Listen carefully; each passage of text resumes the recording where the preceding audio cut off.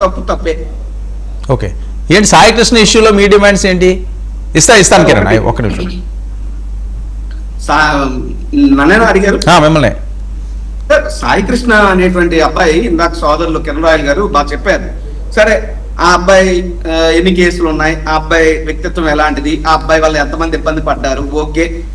అందాక ఒక 5 సెకండ్లు కిరణ్ రాయల్ గారికి సంబంధించే నిజమని అనుకున్నప్పుడు, సాయి కృష్ణ అనేటువంటి వ్యక్తి ఈజ్ అక్యూజ్డ్, నాకు తెలిసినంత వరకు is accused in any case still no, but I think is not convicted. కేసులు ట్రయల్స్ ఉన్నాయి. ఇప్పుడు కిరణ్ రాయల్ గారి మీద కూడా చాలా కేసులు ఉంటాయి, నా మీద చాలా కేసులు ఉంటాయి, నీ మీద చాలా కేసులు, ఎవరి మీద ఎన్నో ఉండొచ్చు. అల్టిమేట్ గా కన్విక్ట్ అయిన రోజు మనం మాట్లాడాలి. బట్ మీరు ఏ అథారిటీతో స్టాంప్ వేస్తున్నారు? పోనీ మీరు చెప్పిందే నిజం అనుకుందాం, అంత మాత్రాన పోలీసులు చంపేమని ఉందా? చట్టం అది చెప్తుందా? కేసులు ఉన్నోడే చంపమనంటే చింతమనేని ప్రభాకర్ మీద ఎన్ని కేసులు ఉన్నాయి? ఏ చింతమనేని ప్రభాకర్ జోలికి వెళ్ళే దమ్ముందా ఈ పోలీస్ డిపార్ట్మెంట్ కి? నేను అడుగుతున్నా. గౌరవ పోలీస్ శాఖ అంటే నాకు చాలా గౌరవం ఉంది, బట్ నేను అడుగుతున్నా. ఈ రోజు ఇందాకే చూశాను, గౌరవ హోంమంత్రి గారు ఒక స్టేట్మెంట్ ఇచ్చారు. విజయవాడలో మీరు ఏ మూలకి వెళ్ళినా సీసీ ఫుటేజ్ అన్ని ఉన్నాయి, సీసీ కెమెరాలు ఉన్నాయి, డ్రోన్ కెమెరాలు ఉన్నాయి, మిమ్మల్ని అంతా అబ్జర్వ్ చేస్తున్నాం. మరేమ్మా Sai Krishnalanka police station CC footage ఏమైందమ్మా? అంటే ఈ ప్రభుత్వం పేరు గొప్ప ఊరు దెబ్బ అన్న చందంగా పనిచేస్తుందని చెప్పడానికి, అబద్ధాలు ప్రచారం చేస్తుందని చెప్పడానికి హోంమంత్రి గారు చేసిన వ్యాఖ్యలేమో పైన పట్టారు. కృష్ణలంక పోలీస్ స్టేషన్ లో ఉన్నటువంటి సీసీ ఫుటేజ్ మొత్తం 4 రోజులు మాయమైపోయిందంటే లోన లొట్టారు. ఇది ఈ ప్రభుత్వం చేస్తున్న తీరు. మేము ఒకటే అడుగుతున్నాం, కనీసం మీరు ఎందుకు సిఐ నాగరాజును ఒక్కడనే అక్యూజ్డ్ గా చూపించారు రిమాండ్ రిపోర్ట్ లో, మిగతా వాళ్ళందరూ కాదా?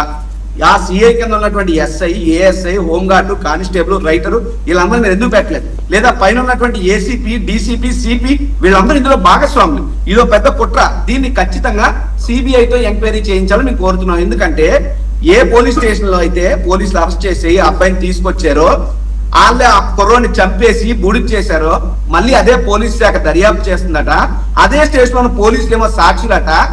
ఇంత జరిగితే నిజంగా ఆ కేసులో న్యాయం జరుగుతుందండి ఎవరికైనా? ఈ ప్రభుత్వానికి చిత్తశుద్ధి ఉంటే ఏం చేయాలా? ఇమీడియట్ గా మిగతా అందరినీ కూడా అక్యూజ్డ్ లిస్ట్ లో చేర్చాలా, సిబిఐకి అప్పగించాలి.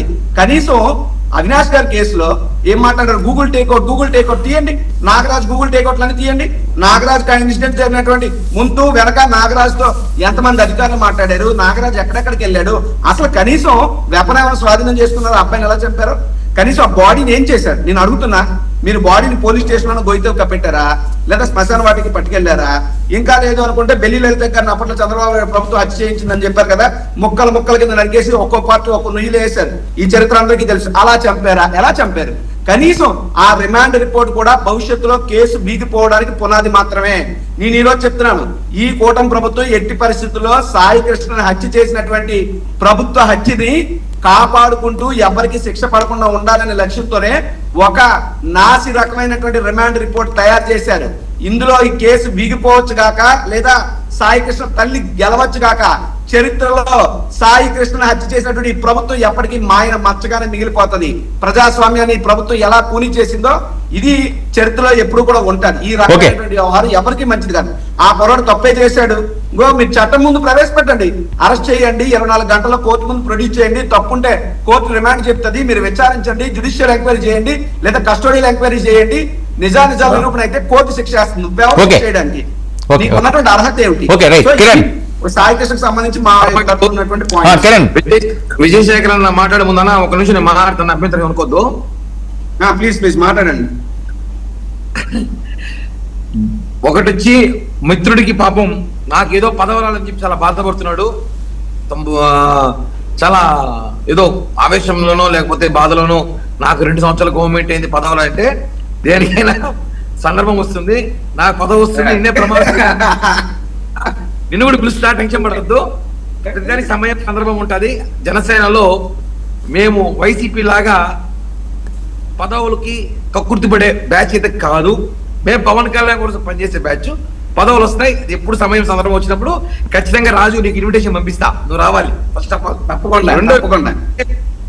ఢిల్లీలో జగన్ గురించి కనుక్కో అంటే నవ్వు వచ్చిందబ్బా నువ్వు చెప్పిందే. ఇక్కడేమో పవన్ కళ్యాణ్ తిడతారు, చంద్రబాబు తిడతారు, ఢిల్లీకేమో మోడీకి సలాం కొడతారు కాలు కొట్టుకొని. ఏందయ్యా అదే? ఇప్పుడు మీరు మోడీని ఇన్ని సంవత్సరాల్లో, ఈ 5 సంవత్సరాలు మీ అధికారం ఉన్నప్పుడు ఒక బీజేపీ మోడీ దాకుద్దయ్యా, ఒక బీజేపీ జిల్లా కార్యకర్తలనే మీరు తిట్టినారా? ఒక మాట విమర్శించినారా? ఏమి? ఎందుకు వర్మ నువ్వే అడగల మాట, ఇంకా నేను అడిగితే మనోడికి అర్థం కాదేమో. బీజేపీ ఒక కామన్ జిల్లా కార్యకర్త కూడా వైసీపీ జగన్ గాని వాళ్ళు విమర్శించలేదు. పవన్ కళ్యాణ్ గారిని, చంద్రబాబు గారిని, ట్రంప్ కూడా తిట్టారు వీళ్ళు. ఎందుకు మోడీ గారు ఒక మాట మాట్లాడరు? ఇందాక నువ్వు ఢిల్లీలో మా పవర్ చెప్పిన కదా, ఢిల్లీలో మీరు ఏం చేస్తారు మా తెలీదా? ఢిల్లీలో మీ కథ ఏంది మా తెలీదా? అసలు ఢిల్లీ దాకా మీరు ఎందుకు పోతారు? ఏం పరిస్థితి? ఢిల్లీలో తోక చూపిస్తే మిమ్మల్ని ఇక్కడ జైల్లో చూపిస్తారు, ఆ విషయం మీకు తెలుసు. కాబట్టి మడమ తప్పు మాట తప్పము, రోషమున నాయకుడు, ఇవన్నీ సినిమాలు బాగుంటాయి రాజీవ్. రాజకీయాల్లో వచ్చేసరికి ప్రజలే మనకి హీరోలు, ప్రజలే మనకి అన్ని. కాబట్టి ఈ విషయం తెలుసుకోవాల్సింది. అన్న ఒక్క విషయం అడిగిన రాజీవ్నే, ఢిల్లీ దాకా వీళ్ళు ఏం చేస్తారు?